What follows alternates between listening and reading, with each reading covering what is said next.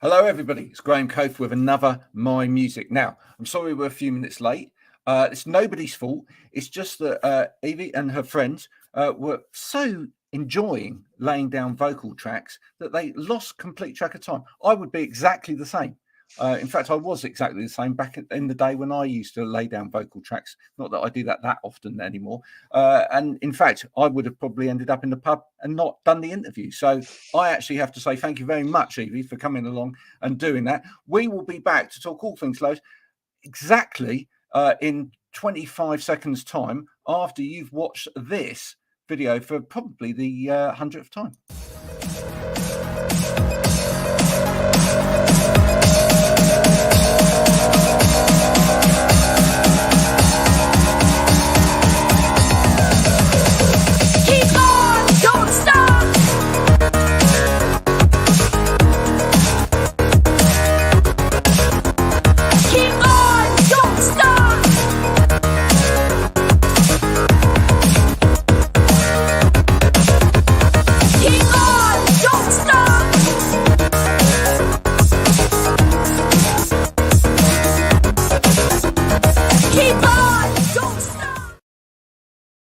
There we go. And as the music fades, we get to talk to Evie.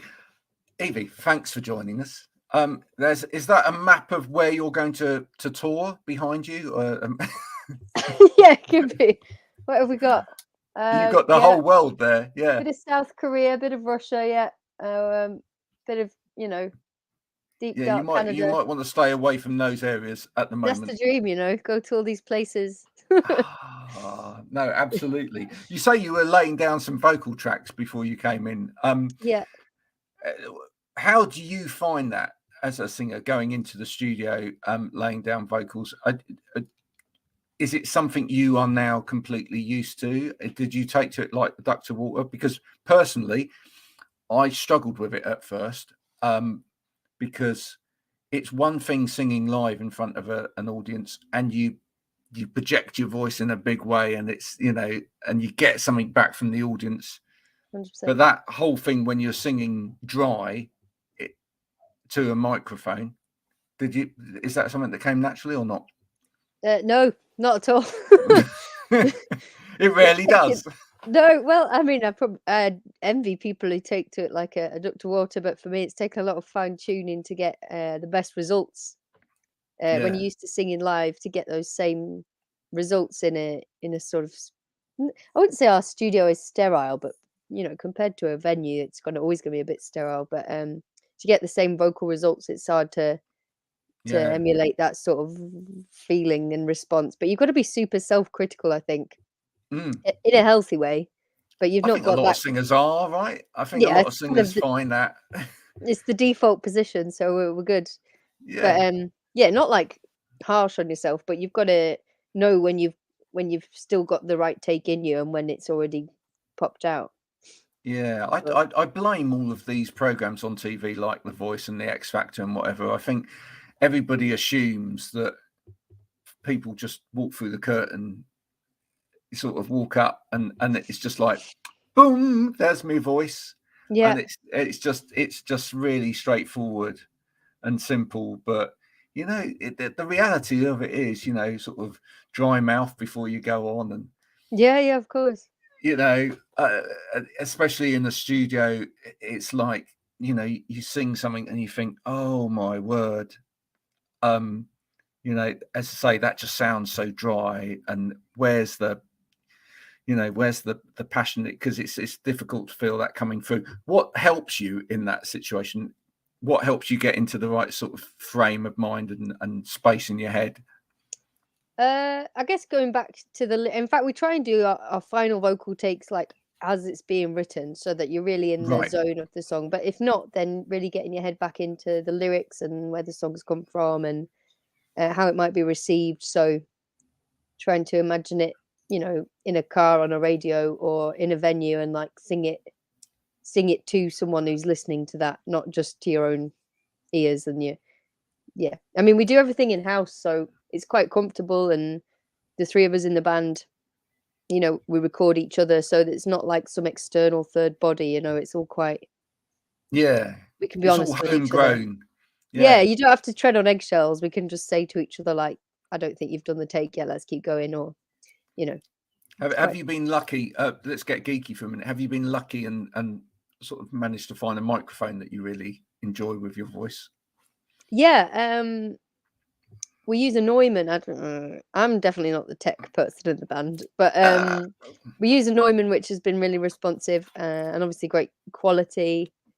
And it's lasted us really well. You know, we've had it a good few years now, and we use it for hours a day. And it gets treated like a little baby. It comes out of its box like this. It's like exactly. But I mean, you're talking to the wrong girl if you want to discuss tech, because no. I look, I'm not overly techie myself. It's but I mean, it's good to know a bit, isn't it?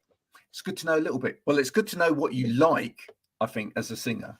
Yes. I think you know, once you find a microphone, etc., that's allows the bits of your voice that you want to be there. You're 100% right. Yeah. Yeah. I often find the thing that I tinker with most is how I stand in front of the mic.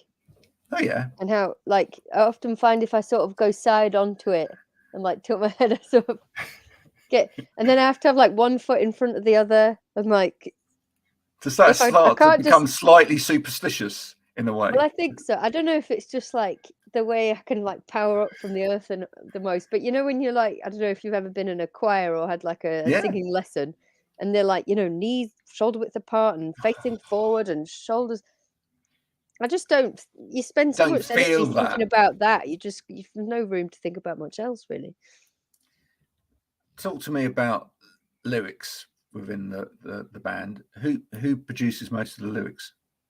I write most of the lyrics, but you know, in conversation with the two lads. So there's Jamie, and he's brilliant. Just to check. Yes. Yeah. Just make sure that you're not, you know, overdoing it on any particular side of things. No, for sure. I mean, I tend to lean quite quirky on the lyrics side, and I think you don't want the message to get lost, or you don't want to just make it sound like you've just written a random bunch of words that rhyme either. So I think you know, so I try it tends to be like draft one is like huh, and then I chat to the boys and it comes a bit more relatable, but it retains a lot of quirk. I think we end in a good balance. Do you do that thing in the studio whilst you're developing a song where you just make some lyrics up and then put lyrics after, or do you have the lyrics always there first before you start? It's always different. I would say melody's king in our band, so often that comes first, and lyrics come alongside. Often if you're scatting melodies, random words will pop out that fit the sound. And then you think, how on earth am I going to get something to go with scrambled? Yeah. No, for sure. So like yesterday, for example, I was writing with Jamie, and we were just scatting this melody that we really liked, and the word jalapeno was used randomly to fill the gap. I was just like, what did I have for lunch? I had some jalapeno. But actually it like became part of the lyric and inspired it. So, but other times, you know, I'll have like a phrase or an idea in my head, and then I'll work that into a song when it feels like the right vibe for it. So now, should I worry about you? Because, you know, you've got a couple of songs that you've put out, Late Night Visions and Awake at Night. Is there something you want to get off your chest there about? Oh man, if you're offering free counselling, I'm all here exactly. For it. Yeah, I don't know. I do find the nighttime a good theme for music, because it's when people are inside their head the most, and I think the way we consume music now is often quite insular. So I feel like I can resonate with people more if it's a nighttime vibe, because you get in your own head a bit and you think a lot more, and you're not distracted by the distractions. Is that a time that you like to personally listen to music at night?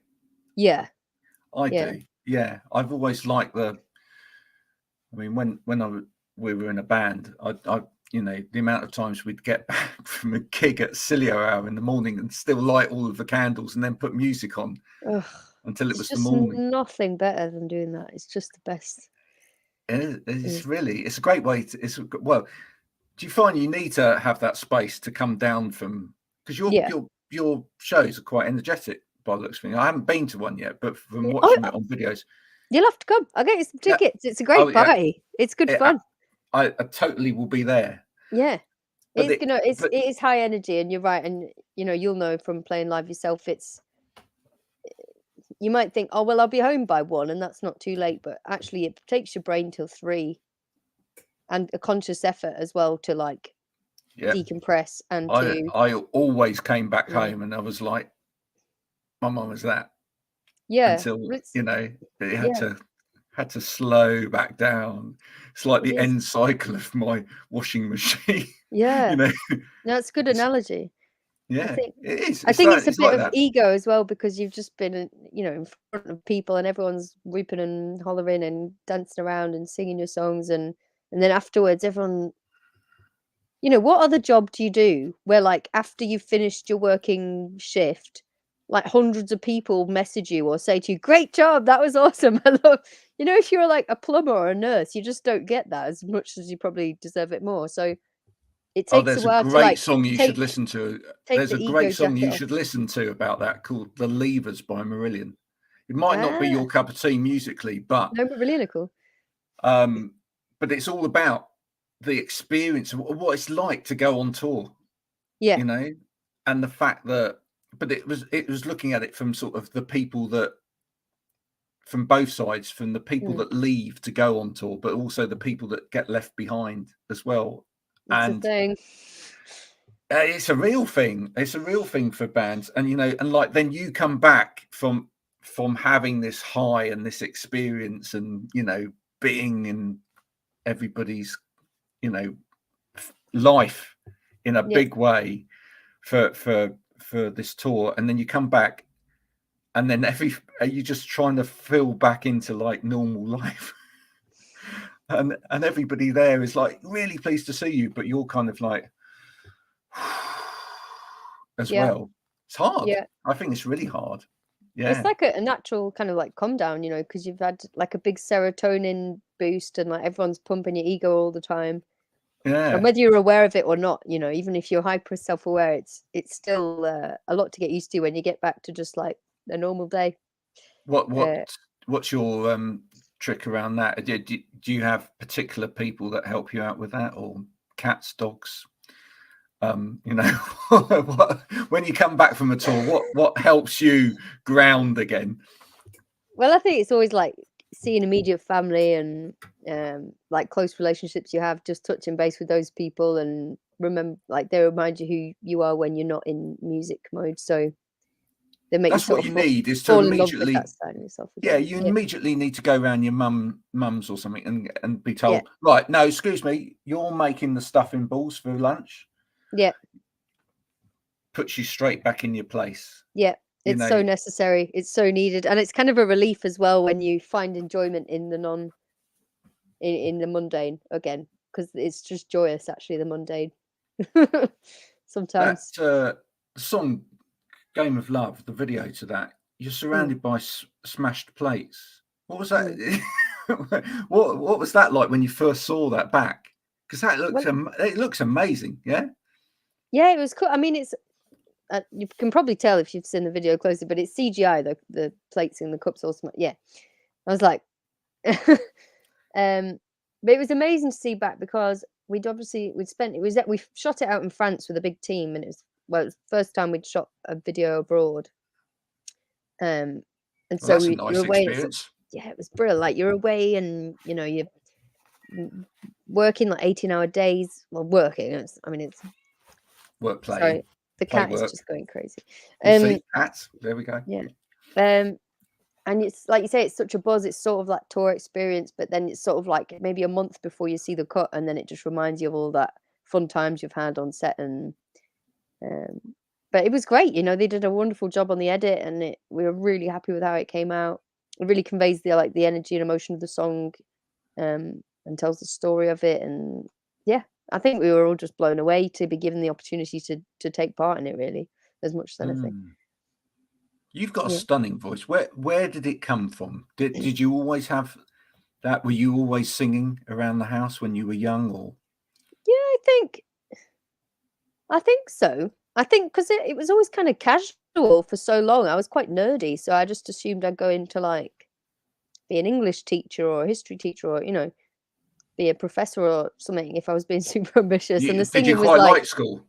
Yeah, I loved it. I think I was quite lucky in that sense. And the singing was like a nice fun thing I did. I was in like choir, and I like joined a couple of high school bands, and it was like, great, this is a fun part of my life. But I never really put pressure on it. And then when I popped out after uni at 21, I bumped into the lads in the band now, and they were like, you should do this. Like, and then we went for it, and it's become like my whole 20s, which is just brilliant, really. I never foresaw that at all. Were they on a trajectory of really being quite serious and intent about it then? Yeah. And you were like, yeah, sounds fun. Well, I think once I'd seen what they gave me a lot of confidence. They made me really believe in what I could achieve with music. And I don't think, not that no one had ever said that to me before, but they're very practical about it. It wasn't just wishy-washy like, oh, you'd be a great singer. It was like, you have the potential, and this is how we're going to do it. And they have all the skills that I don't have. Like, Jamie's a brilliant songwriter, start to finish. Luke's a brilliant producer. They're both good writers, really, but like multi-instrumentalists, and I think there's the three of us together made a great dynamic, and we have a lot of fun. There's no drama or tension. It's just not that it's a laugh, we work hard, but we don't have to try. It's good. Well, I can see that, and from someone that runs a social media business as well, I can see that you've got the game down as well. I mean, I think you've got a real intention. You've developed a really good, solid brand to your music as well, which is important. I'm glad you think so. I'm glad that's the perception. behind closed doors, it's like, quick, what do we do today? But no, it's there. It's very solid. I mean, I think it looks like you've got a game plan in place, which is cool. What does that game plan include for you all? I guess you've got to be adaptable and flexible. So it's not, it's having a plan, but being okay with changing it, I think, if new information comes in. So this year we really want to up empty on the old live front, because it's been kind of neglected thus far, or we're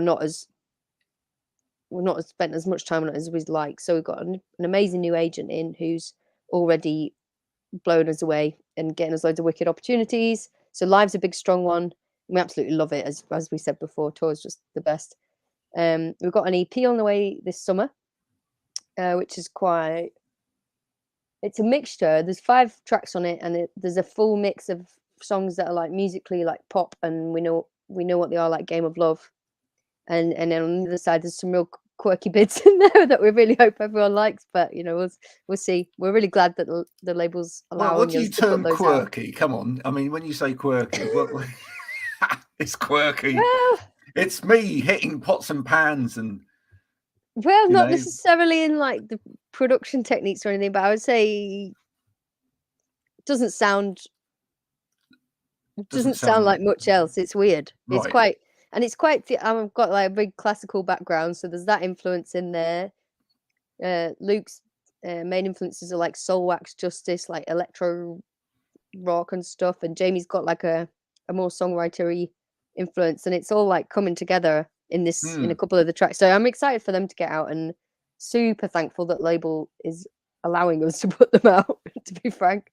But don't you think, and it's something to talk a lot about actually these days with musicians, is we're in the best time ever for that, because genres don't really mean as much as they used to. And certainly from a fan point of view or a consumer point of view, I don't think people are, going into those silos like they used to be. It's not like, when I was young, it's like, oh, you listen to prog rock, or you listen to heavy metal, you listen to indie, and never the twain shall meet, etc. I mean, generally, I bet a bit like some of the other people that I've spoken to, you arrive at a gig and you just look at the row of t-shirts that are in front of you and you go, wow, you listen to that and you listen to that, and it's great. Yeah, no, I completely agree. I think probably most of the population, in answer to the question, what music are you into,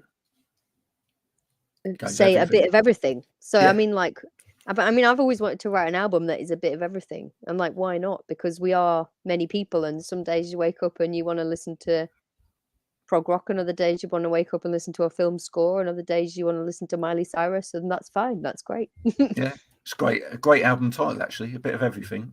Yeah. Yeah, why not? Yeah, why not? I mean, it could be there. I mean, but is there an element in there? What's the element that you see that would always pervade through those music? I mean, because there is an element of which you want people to dance maybe at gigs. So is that an element that's always going to be there, do you think? I think there'll always be the odd ballad, but I think largely like music to move to, whether it's dance music or it's just like energizing like alt pop or like indie stuff. My voice is always, we don't edit it much or change it, and I tend to sing in a similar way. So that is like a through line. There is a bit of like an 80s-ish glimmer through a lot of the music from now on. And then songs, you know, we're all songwriters before we label ourselves anything else. So we're not mad interested in things that don't have like a chorus or something to latch on to, and like a form to them, an arrangement that makes sense. Hopefully all our songs do the songwriting sort of trade justice to some extent. Are there things that the three of you, I mean, you've mentioned a minute ago, you listened to or have got influences from very different backgrounds in terms of music, but are there things which bring you all together? What do you all listen to? So that something that's out there at the moment. We come closer together with the more modern stuff, because I think we're all quite entrenched in the older stuff that we like, and they are quite different largely. But I think with regard to lows in particular, the key influences that we all agree are just brilliant are things like Arcade Fire and Georgia and Churches and Florence, Lord, London Grammar, Aurora. Yeah. You know, like alt pop with alt pop, slightly left field. Yeah. Something something that makes you want to, as you say, move your body, but at the same time has got a depth to it. Yeah. It's not surface level like 124 BPM repetitive stuff, but it hopefully has a similar impact sometimes when we get it right. Yeah. And music, I guess, as well, which you've already demonstrated through some of the stuff that you've released online. Music that actually would work as well when you strip it back. Always, yeah. We always finish the song before we had any production, so there's no risk of stripping it back and it's like, oh, there's no song. You know, it's got to have the foundations there before you add anything, I think. Yeah, I mean, given that you said, you know, you love sort of classical and stuff in there as well, would you at some point in your career, if you were given the opportunity, would you love to do something with an orchestra? 100%. Yeah, that would be my dream.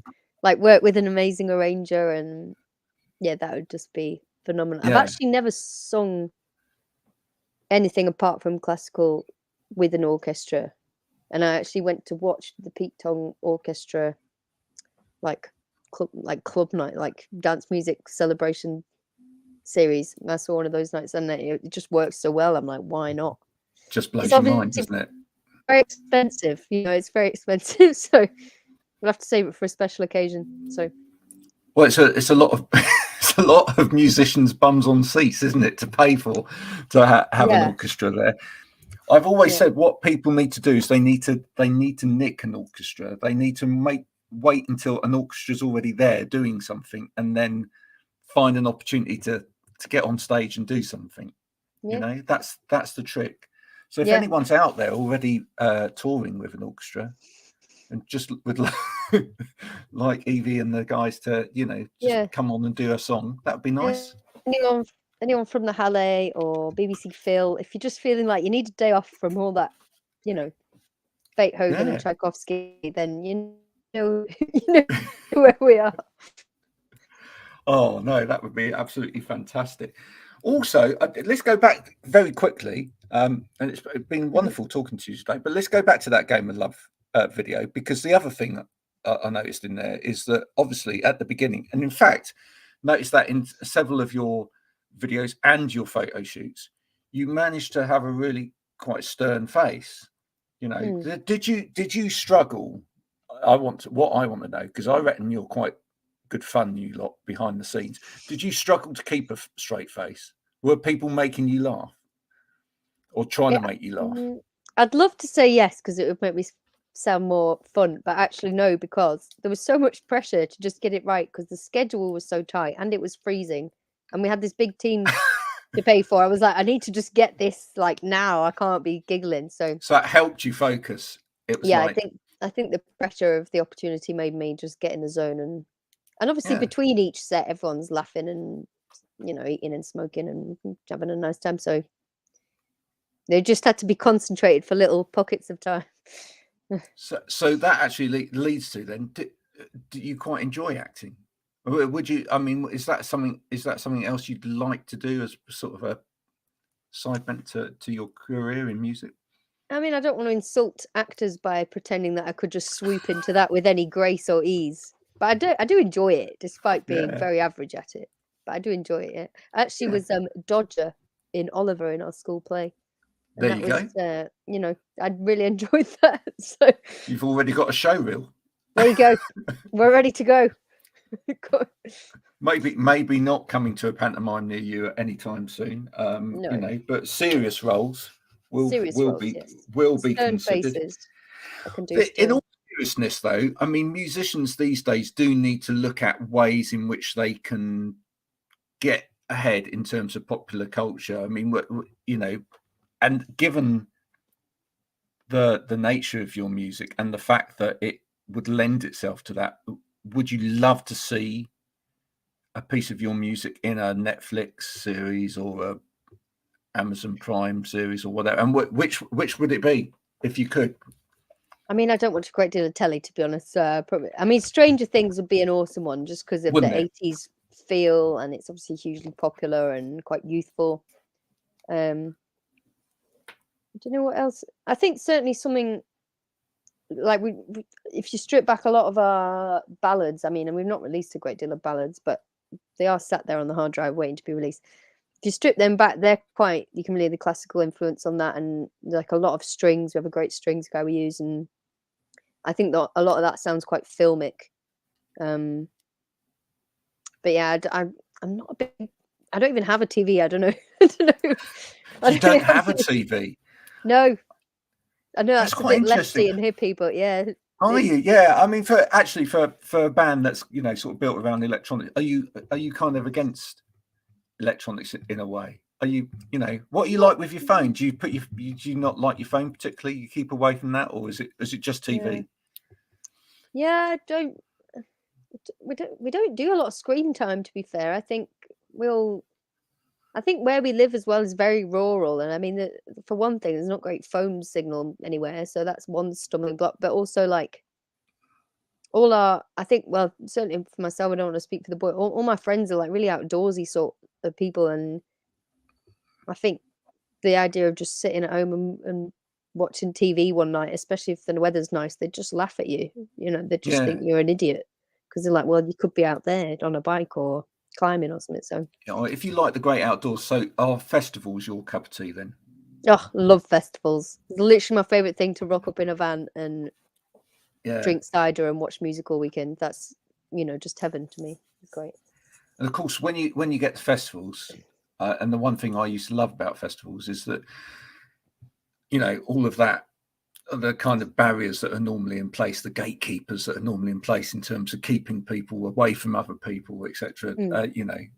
Aren't there, because it'd be impossible to gatekeep people.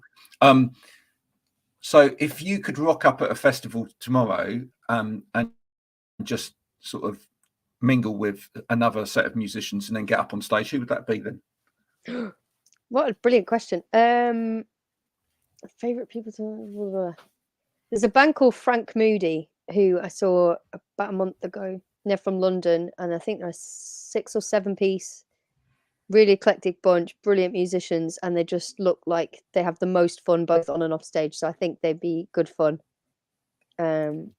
Frank Moody band, he was. And I think the Churches guys would be good to talk to because they have quite a similar setup to us, but they're obviously way more successful. So it'd be good to chat to them about the dynamics of the band and not how to market yourselves, but how to paint your own story. Because so many acts now are just single, solo acts essentially. That the band it's not dead and dying off, but there are much fewer bands than there were. So I think just chatting about how the dynamics of that work and how to present yourself would be good to hear from them. Yeah, that would be a great support slot, wouldn't it? The Churches. Ugh, that's the dream. That is the actual dream. Yeah, right. If you have any if you have any links there, just don't be afraid. Watching, if you just like to, reach out the hand of friendship, and I mean, it's just obviously that timing's great.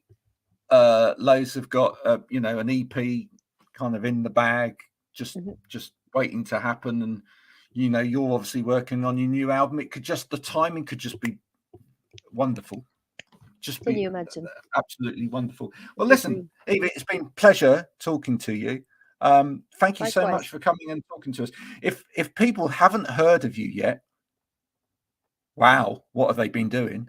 I'd be amazed if anyone's heard of us at this point. What? Don't be silly. What planet have they been on? You have a website, which is We Are Lowe's. wearelowe's.com. Yes. Which is fantastic and has links to everything on there, etc. But can you tell us, do you have a list of places that you are going live? Or are there places in the process so that people can go out and see you?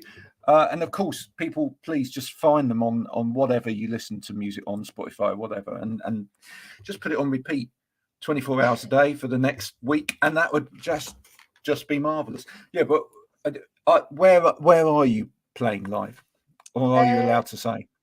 Well, I was going to say we do have some really exciting dates coming up, but they are not announced yet. But if you keep checking our website, you can sign up to a mailer on there.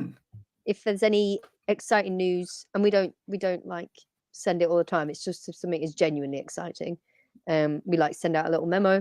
But yeah, we've got of the announced shows, we've got a few festivals this summer, which you can see on the website. We're also playing Hootenannies in Brixton in August, which I'm so buzzed for. I've seen so many fun bands there. But yeah, you'll have to keep an eye on the socials and Spotify, etc. And there'll be some announcements coming soon about that. Follow on the socials. Yes. We Are Lowe's. And make sure you cover all of the bases there. Sign up on the website. You're right. There's a little thing you can sign up for. It's completely GDPR compliant. And I don't know. I'm guessing it is. And you can get all the news from the band as and when it happens. Hopefully, we'll see you out and about somewhere. That'd be class. Over the summer. That would be marvelous. Thank you so much for coming and talking a little bit about you and your music today. Thanks so much, Graham. If you've enjoyed this, folks, this has been my music. Do share it with your friends. Subscribe on whatever platform you can be asked to, and just let other people know. It's not for me, it's for the musicians, because they're the ones that do all of the hard work. And music costs money to make, so if the more you support them, the better. Until next time, which will be later tonight, when I'm speaking to an American artist about why she's got a fantastic Winnebago on all of her publicity. I will be off now to go and eat some food. Bye for now.